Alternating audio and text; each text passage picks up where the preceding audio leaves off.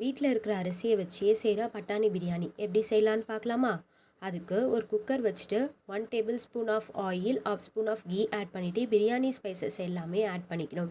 அதுக்கப்புறம் ஒரு முழு வெங்காயத்தை நல்லாவே ஆட் பண்ணி கோல்டன் ப்ரௌன் ஆகிற வரைக்கும் நல்லா வதக்கி எடுத்துக்கணும். அப்புறம் ஒரு சின்ன தக்காளி ஆட் பண்ணிவிட்டு நல்லா வதங்கினதுக்கப்புறமா ஒரு ஸ்பூன் இஞ்சி பூண்டு பேஸ்ட் ஆட் பண்ணி நல்லா பச்சை வாசம் போகிற அளவுக்கு வதக்கி எடுத்துக்கணும். அது கூட கரம் மசாலா, வெறும் மிளகாய்த்தூள், காஷ்மீர் மிளகாய்த்தூள் போட்டு எண்ணெயிலேயே நல்லா பச்சை ஸ்மெல் போகிற அளவுக்கு வதக்கி எடுத்துக்கணும். இது நல்லா வதங்கி வந்ததும் புதினா இலைகளை ஆட் பண்ணிவிட்டு பச்சை பட்டாணி ஊற வச்சு எடுத்து வச்சுருக்கேன். அந்த பச்சை பட்டாணியை ஆட் பண்ணி அந்த மசாலாக்களோட நல்லாவே வதக்கி எடுத்துக்கணும். அப்புறம் தேவையான அளவு தண்ணி ஆட் பண்ணி நல்லா கொதி வந்ததும் அது கூட அரிசியும் உப்பையும் ஆட் பண்ணி நல்லா கலந்து விட்டுக்கணும்.